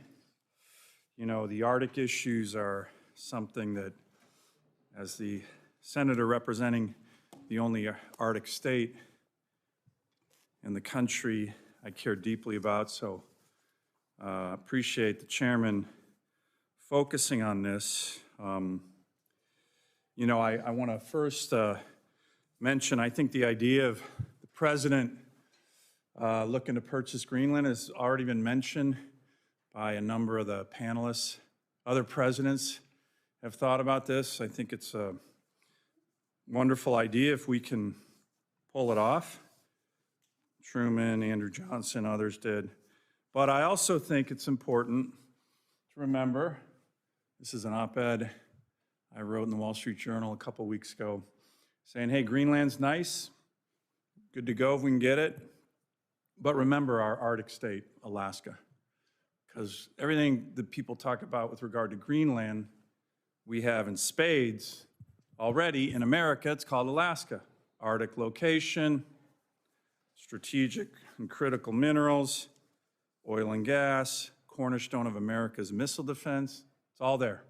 The problem is, as the panelists know, when Democrats get in power, Biden was the latest example, they want to turn Alaska into a national park, not recognizing our state for what it is, which is a strategic crown jewel for America. The father of the U.S. Air Force, General Billy Mitchell, in testimony before Congress in the mid-1930s called Alaska the most strategic place on the planet. And it is. So that's what we're focused on. Don't forget Alaska. Fortunately, unlike President Biden, President Trump has already made it very clear that he's not going to forget Alaska. On day one, the president signed an executive order called Unleashing Alaska's Extraordinary Resource Potential. And I want to thank President Trump and his team for doing that. It goes into everything that this hearing has talked about. Strategic minerals, oil and gas, natural gas, getting the military involved. We just introduced my legislation called the Iron Dome Act, which is all about missile defense. Alaska's the cornerstone of our country's missile defense, and we can build that out even better. So appreciate what President Trump is already doing on Alaska. But it's not as if our adversaries don't recognize the strategic importance of Alaska or the Arctic. Next slide. This is what doesn't make a lot of news in the lower 48. In the last 3 years, we have had an enormous amount of Russian incursions into our airspace, America's airspace, Alaska's, it is, naval incursions into our EEZ, and just in the past year, these are some depictions of this. This is another slide we have. This gives you all the Russian, Chinese joint strategic bomber incursions into our ADIZ, and very disturbingly, joint naval task force into our EEZ. So our adversaries clearly understand the Arctic. Can you put that other slide up there? Just the one you had before, Scott. Yeah, perfect. So that's a wind-up to a question I want to ask the panelists. Mr. Gray, why don't we start with you? Given this, right, how important is America's Arctic? I've been talking to Secretary Hegseth, President, others, and Alaska, not just for missile defense, but to push back on what is clearly happening. We had a meeting on what we're going to be doing on the border, a lot of discussion with the President's team on the northern border. This is the northern border, and our adversaries are all over it. And in my view, what we need is a lot more infrastructure, a lot more military, a lot more missile defense, a lot more unleashing Alaska's critical minerals, oil and gas, and we couldn't have a better partner right now with President Trump. And the contrast between him and President Biden, who wanted to make my state a national park, he issued 70 executive orders, 70, singularly focused on Alaska to shut us down. President Trump's wiped that out. But what's your sense on how we need to respond to this in America's Arctic, which is Alaska, and the potential that Greenland could add to this, because that's the other part of the Arctic, not the Alaska part of the Arctic? Senator, it's incredibly important. I think we have to look at our hemisphere holistically, from the Aleutians to Greenland, from pole to pole, and have and President Trump began this process in his first term, this holistic Arctic strategy that I was pleased to be involved in. We have to, from a military standpoint, we've talked about icebreakers, but we have to— By the way, just real quick on icebreakers, Russia has 54, some of which are nuclear, many of which are weaponized. We have 2, and 1 is broken. You think that's peace through strength when it comes to icebreakers? It isn't. Continue, sorry to interrupt you. It's obviously, the icebreakers are key, particularly when we think about what the adversaries are doing, nuclear-powered icebreakers, growing their fleet. When we think about the limited limited C-130 capacity that we have now for Arctic takeoff and landings, when we think about just the general attrition of Arctic warfighting capabilities since the end of the Cold War and the lack of investment in them, I know DoD will likely have its own Arctic strategy. We have to have Arctic warfighting capacity and deterrence as a much higher level priority. And I think your chart and what your state's dealing with is a perfect example of why. Great. I'm going to turn to Senator Schmidt here. I know cares about these issues as well, and then I'll have some follow-up questions if there are no other senators coming back. So, Senator Schmidt. Thank you, Senator. For 80 years, nearly 80 years, the United States has provided the security blanket that has kept NATO allies safe. Yet when President Trump raised valid concerns about Greenland's security, NATO talked about protecting Greenland not against Russia, not against China, but against the United States. That is totally absurd. The reality is that President Trump's messaging is about defending not just America, but also our NATO allies against Russian and Chinese aggression. The reality is the real threat in the Arctic is Russia and China, and it is growing. Russia has reactivated Soviet-era bases, expanded its nuclear icebreaker fleet, and sent submarines into Greenlandic waters, one of which was only detected by chance. China, despite being 900 miles away, calls itself a near-Arctic state and is using its polar Silk Road to expand its influence over Greenland's infrastructure. Despite these mounting threats, Denmark has failed to provide adequate security for Greenland. The island's 27,000 miles of coastline remain largely unmonitored, and foreign vessels repeatedly enter its waters unchecked. The U.S. cannot afford to sit back while others neglect these responsibilities. The Arctic is a key frontier in global competition, and Greenland is central to U.S. security. Whether we acquire Greenland, increase military presence, economic investment, or formalize security arrangements, we must ensure Greenland's future aligns with U.S. interests, not Beijing's and not Moscow's. Whether through increased military presence, economic investment, or formalized security arrangements, we must act now to secure the Arctic for ourselves and our allies. So with that, I did want to ask Mr. Gray, I mentioned the Polar Silk Road. How would you compare that to the One Belt, One Road initiative?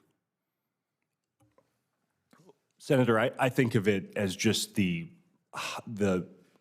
Arctic polar adjunct of Belt and Road. I think it's just, we know the playbook, as I said to Senator Blackburn, this is what the Chinese do to gain economic and then coercive political influence. It's the same playbook with a different name.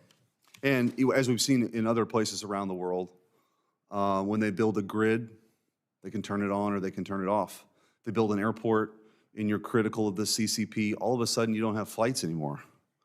I mean, this is incredibly dangerous in a place like Greenland, which, by the way, is also part of the discussion about Panama and the Panama Canal, right? This having China control both ports on either end of that canal is incredibly dangerous for us from a military perspective and an economic perspective. Mr. Marchese, did I pronounce that right? Close enough, Marchese. Close enough, sorry. I apologize. I did want to ask you about, you may have mentioned this before, the potential economic value of that mineral wealth. And in this broader discussion we have about supply chains and having them, not being reliant on China, how valuable is that to the United States and the freedom-loving world? Well, Senator, it's extremely valuable, but as I mentioned, sir, it will take, in my opinion, significant capital from the United States in order to get private industry. The United States should not be in the business of operating critical mineral resources. So it should, in my opinion, be the private sector, but it will take, in my opinion, significant incentives for the private sector. Not necessarily, well, the significance of the upfront money would be to de-risk or somewhat help de-risk these projects. It's all about risk and reward. That's why, if you look at the map today, there are very few projects that are in existence. It's just the uncertainty of what's really there. So in the half a minute I have left, what specifically, I mean, you started to sort of outline that. What is it, if we wanted to endeavor and we had a sort of working with them, what steps would we take to move forward on that? Well, Senator, the first thing we have to do is actually, like anything, identify what's there. We have, at this point, just literally scratched the surface of what's there. The sampling that's been done just indicates this is there. What we don't know is how much of it is there, the grade of what is there, how difficult it is to, and when I say difficult, the level of difficulty it is to process these materials. So there's a lot of unanswered questions which the average private company just is not in a position to undertake. And the very largest mining companies, they're risk averse. These are not individuals that are accustomed to what I would call high risk investment. So it takes a different mindset when you're going into a country like Greenland than, for example, staying in the United States. Well, one of the things I think has been the hallmark of President Trump's foreign policy, and certainly what I believe in, is identifying what are our core national interests. I think this era of adventurism is over. What are the core interests of the United States of America? And I think Greenland sits sort of front and center with that. So I appreciate the conversation and the hearing today. Thank you. Senator Hickenlooper. Thank you, Mr. Chair. Thank you all for being here. Dr. Pincus, several Colorado institutions are actively conducting research to advance the Department of Defense's 24 Arctic strategy. Center for National Security Initiatives at CU Boulder launched into sensing technology, energy, cybersecurity. The Center for Combat Medicine and Battlefield Research at the Medical Center at CU Anschutz is taking a leadership looking at Arctic casualty care for warfighting that's there. Dr. Pincus, how can we continue to foster partnerships between the Department of Defense and the academic and research community on these, to support these national security efforts in the Arctic? Thank you, Senator, for that question, and I appreciate you flagging the strong connections and support between the Department of Defense and our research and academic institutions, which has played out particularly in the polar regions. Both the Arctic and Antarctica have long been places where there's been close cooperation between U.S. science institutes and the U.S. military And that has redounded to the benefit of the United States. We have world-leading scientific capacities. We have a technology-based economy, and that comes out of decades of support for basic science and research, and also, all of the tech spin-offs that come out of that. And so I think, you've listed a couple of examples of research efforts that are likely to provide economic benefits as well as military advantages. I think that's always been very important. Militaries must constantly innovate to dominate. And, the polar regions are places where that's especially true given their unique challenges. Great, thank you. I appreciate that. And certainly, I remember 30-some years ago, some of the scientific research into the Arctic was derided as being useless. And the scope of history requires us to keep looking and being curious. I had a friend who was a geologist who cross-country skied across Greenland in 1985. It's pretty flat, at least until you get to the coast. Dr. Marchese, obviously we talked about the critical and rare earth minerals that are at Greenland. However, as you've mentioned, they're mostly locked in the ice. The cold weather and winter mining, I mean, you really can't do it too much in the winter there, it's so cold. The U.S., one of our great advantages against China and Russia has always been our allies, our network of alliances and partners, many of whom have extensive mining experience. Canada, excuse me, Canada obviously has a lot of experience in coal mining, Japan, seafloor mining. How might the new critical mineral mining ventures in Greenland benefit from that shared expertise?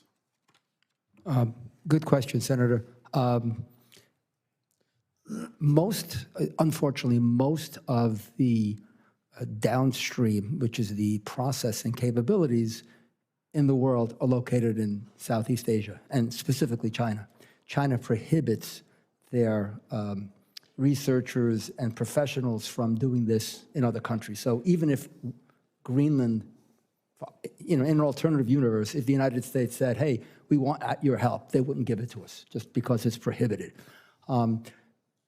There is expertise in Africa, there's expertise in South America, but again, it depends on the type of mining you're referring to. So for example, there is significant expertise around the world in base metals. So copper, aluminum, things like that, no problem finding expertise anywhere. Right. When you start getting into the critical mineral area, as I said, most in Southeast Asia, but specifically some in Europe. So they, in my opinion, would have the expertise available, but in I get limited. it. I understand what you're saying. It's, Yeah, it's complex. It's not easily accessible. Yes. Got it. Dr. Mercer, as you know, Arctic research in remote, austere environments through the National Science Foundation, through NOAA, requires, again, close collaboration with our partners, our allies. The funding freeze issued by the Office of Management and Budget could really disrupt some of these research efforts. In the Bipartisan CHIPS and Science Act, the Congress directed the NSF to create an Office of Research, Security, and Policy, responsible for identifying and addressing security risks that impact research integrity of the U.S. projects. In your view, does the increasing presence of China and Russia in the Arctic region show or create any new research security risks that Congress should be especially vigilant about? Thank you for your question. The Office of Polar Programs in NSF works in close partnership with our Office of the Chief of Research Security Strategy and Policy. NSF is also a member of the National Counterintelligence Task Force to work with the intelligence community and law enforcement partners on research security issues. It's something we take very seriously. But as far as the rest of your question, I'd be happy to take that back to NSF and potentially arrange a conversation in a different setting. Perfect. Thank you very much. I yield back to the chair. Senator Young.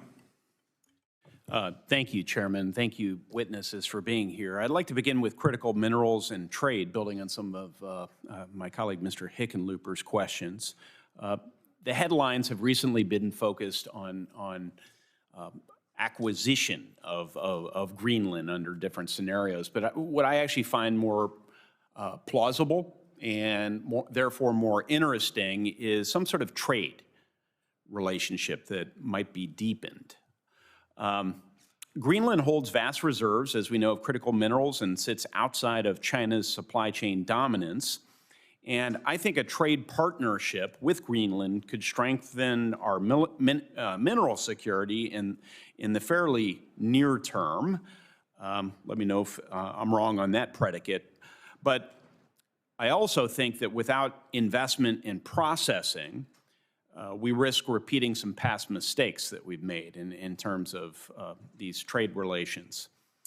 A smarter approach might be to go beyond extraction and ensure that trade agreements support investment in refining, processing, and manufacturing to work together with our counterparties and build a resilient supply chain rather than shifting dependencies. We know that trade deals alone won't solve our problems, but they will certainly make great strides towards reducing our dependencies. Without addressing permitting delays and infrastructure gaps at home, even the best agreements could take years to deliver real results. So, Mr. Marchese, Mr. Marchese, close. Marchese. Okay, I'm sorry, sir. If a trade agreement were to be considered with Greenland, what specific policy incentives should be included to ensure that rare earth elements aren't just extracted, but also processed and refined in a way that strengthens U.S. supply chains? Senator, great question. I will disagree with you somewhat, though. Please.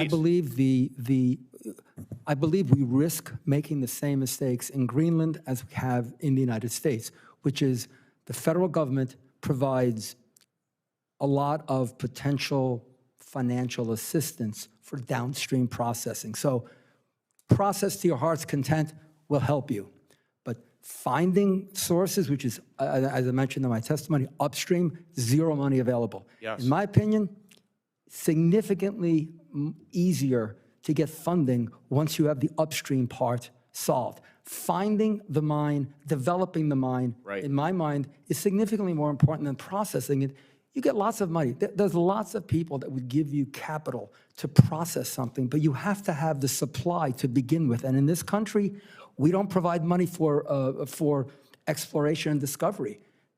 In our alternate universe, we'd love to have every other country deliver material so we can process it. So I'm learning, Mr. Marchese. I'm learning from you. You're familiar with some of the solutions that are offered here on the Hill. One has been to, and this has been spearheaded by Senator Cornyn, to work with our friends around the world and our U.S. Geological Service to identify where all the mineral reserves are, and then do our best to project out into the future demands for those various minerals and processing capacity, and just kind of map all this stuff out as one would do when you're managing a project. Is that the sort of assistance that might help take some risk out of the markets and unlock more private capital? Senator, absolutely. As I mentioned earlier, it's called mineral characterization. We absolutely need to do that first in order to allow a private company, and mostly smaller companies, as I said, larger companies are risk averse. Yes. They'll pay you handsomely to buy something from you once you've developed it for them, but we're not at that point. So we need smaller, typically the smaller companies are going to be coming in to do this type of exploration. They just don't have the capital, to undertake these. So yes, in my opinion. Maybe that paired with something I was alluding to, again, I'm not suggesting that all would be sufficient, but collectively, would that be constructive towards reducing our dependency? Senator, yes. As long as we had upstream as well as downstream funding, I think we're on the right track. Very helpful. Thank you. If I could just ask one more question related to ice breaking. Mr. Gray, can you describe how our lack of multiple functional icebreakers affects our influence in the Arctic region, just for my constituents? Yes. Well, Senator, it just limits our capacity to go where we need to go when we need to go. It limits deterrence, it limits presence, it limits our ability to have domain awareness of critical sea lanes, and it cedes the key seaways to adversaries who are making those investments, China and Russia, who are building the world's largest icebreaker fleets, including nuclear icebreakers. And not just military. It doesn't just cede the military playing field to them. It cedes the commercial. Is that accurate? It does. And what I would say, though, on the Chinese particularly, I think the commercial is oftentimes a predicate for future military activity, and that they're intricately linked in the Chinese context. As Mr. Mahan said they would be. Absolutely. Linked. Right. Okay, Chairman, thank you. Senator Klobuchar. Thank you. Thank you, all of you, for being here. I just want to point out again that Denmark and Greenland have made clear that Greenland is not for sale. And this hearing thus on the acquisition of Greenland and the problems it's causing with our allies seems strange to me when we just got the report that the inflation is going up, and I think we should be more focused on those things, but I'm happy to dive in, being from a state that has a lot of snow, and having been to Greenland, I'd love to talk about this. As my Republican colleague, Senator Murkowski of Alaska, said in a joint statement with a member of the Danish Parliament, the future does not require us to redraw the borders on the map, but to work harder than ever to cross them. Dr. Pincus, do you agree that strengthening our alliances advance U.S. strategic objectives in the region?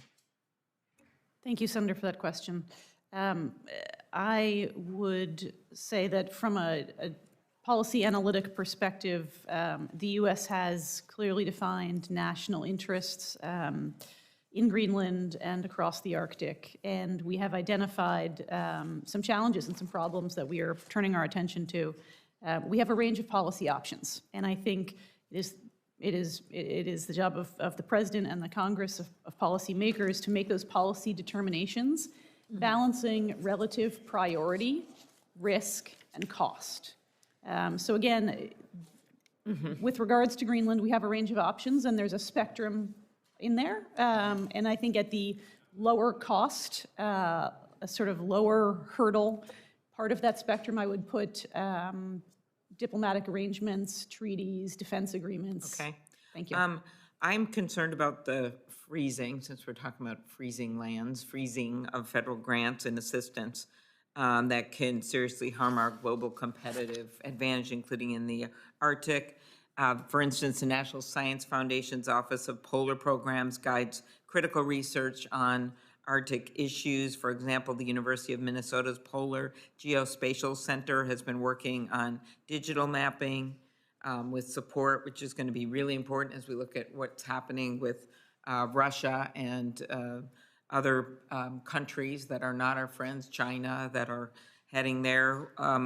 What role, Dr. Mercer, can the university research community play in preparing the U.S. for future civilian and military operations in the Arctic region? Thank you for that question. America is the world's leader in scientific research, and our work, NSF's work, or the work that we support in the Arctic, including that of the University of Minnesota and the Polar Geospatial Center, is really important to the U.S. As I noted before, we're strong collaborators with other U.S. government agencies, including various Department of Defense services, and as well as the government of Greenland. So I think that those relationships between academia and the various government institutes that further research in the Arctic are really important. Okay. Dr. Pincus, different topic, icebreakers, big deal for the Great Lakes, and as you can imagine.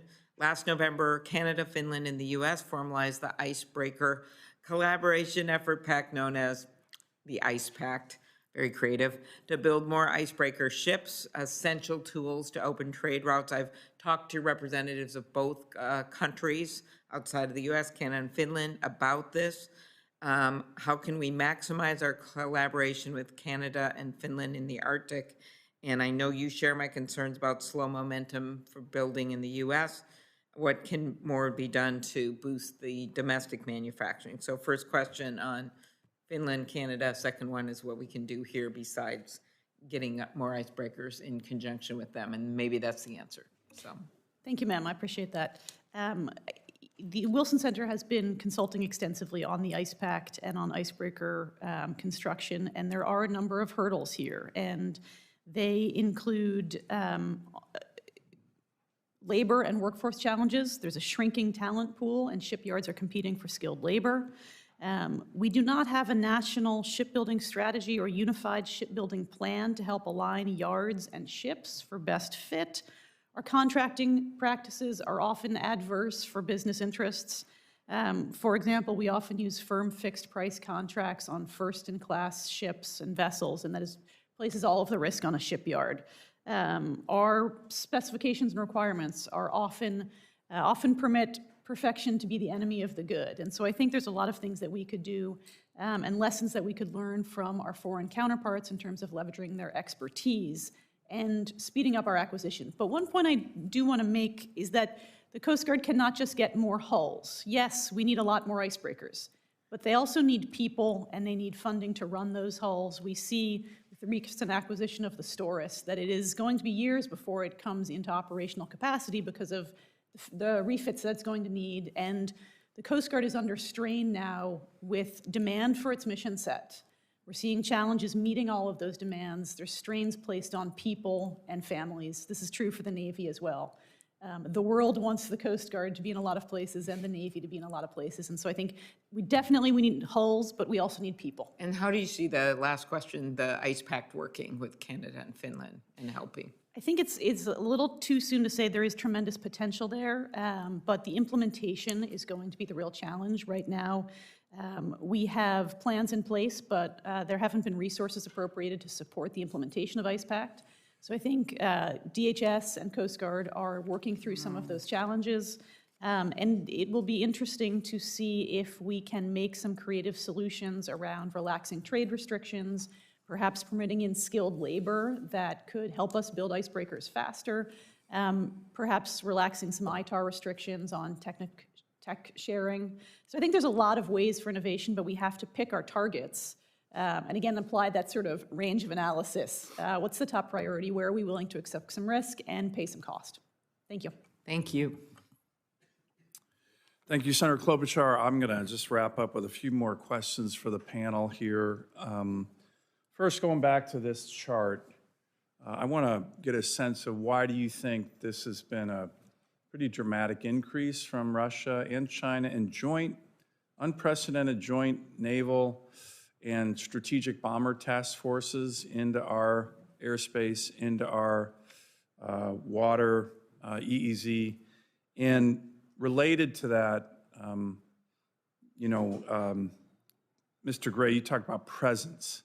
You can't have presence without infrastructure. I think it's high time that we start looking at more infrastructure to be able to address this. We're going to have a hearing with the NORTHCOM commander on the Armed Services Committee tomorrow, and I'm going to talk a lot about looking at potential bases. There's an incredible Navy base out here, the ADAC Naval Base was closed during BRAC. That could be a great sub base, Naval Air Station base, surface warship base, huge refueling capacity right there, flanking the Russians, Chinese, very strategic. We're trying to get a strategic port built in Nome, Alaska. But otherwise, we have very little infrastructure from which to launch military, economic, icebreaker capabilities. So maybe just a quick question for all the panelists. Do we need more infrastructure in America's Arctic? And now I'm not talking Greenland. This hearing's about strategic interests in the Arctic. We're an Arctic nation solely because of that great state, Alaska. So what's your sense for all the panelists on infrastructure in the Arctic to combat what is a very, very aggressive move by our adversaries? And by the way, just talking to the NORTHCOM commander, we had one of the busiest times ever in terms of aggressive incursions, joint Chinese-Russian operations, that's unprecedented. He thinks this year it's going to be even more. So we got to be ready. For America, protecting America, right now, what's the sense of the panel on infrastructure in America's Arctic? Senator, I couldn't agree more. We have to have more infrastructure, not just from a defensive presence standpoint to protect our homeland, but also from a power projection standpoint. We've allowed our Arctic infrastructure, in addition to a lot of our just our general defense industrial infrastructure, to atrophy. I think this would be a huge way to boost our capacity to deter in the Arctic. Great. Mr. Marchese, do you have a view on that, sir? Senator, I couldn't agree with you more. You're preaching to the converted. We, in my opinion, need significant more infrastructure spending, not only in Alaska, but in the United States. You know, there's nothing wrong with fishing at your feet. I mean, we have everything we need here. It's great that we're going to Greenland, but let's concentrate on what we can control, which is United States investment. Great. Thank you. Dr. Mercer. Thank you for the question, sir. As I said before, America is the world's leader in scientific research, and that's certainly true in the polar regions. We rely on heavily, in order to be the leader in research in the polar regions, on the Coast Guard icebreakers, the LC-130 aircraft, the C-17 aircraft, the space-based Patufic in Greenland, and as I noted in my opening testimony, we're in the process of in the design process to recapitalize and modernize Summit Station at the center of the Greenland ice sheet. Great, thank you. And Dr. Pincus. Thank you, Senator. I agree that we are seeing increased adversary presence in the region because they perceive weakness on their part, and so they're pressing us. Yeah, and by the way, it's not on this chart. I have another one that shows their, I think some of the witnesses said this earlier, they're building up their infrastructure, particularly military, but also energy and critical mineral infrastructure in a huge way in the Arctic, and we're still kind of, I agree, kind of exuding weakness. But I would also note that we face multiple challenges in Alaska. In addition to extending and expanding our presence there, we have challenges with coastal erosion and some of the permafrost issues, so there's money that needs to be put into current DoD installations to harden them.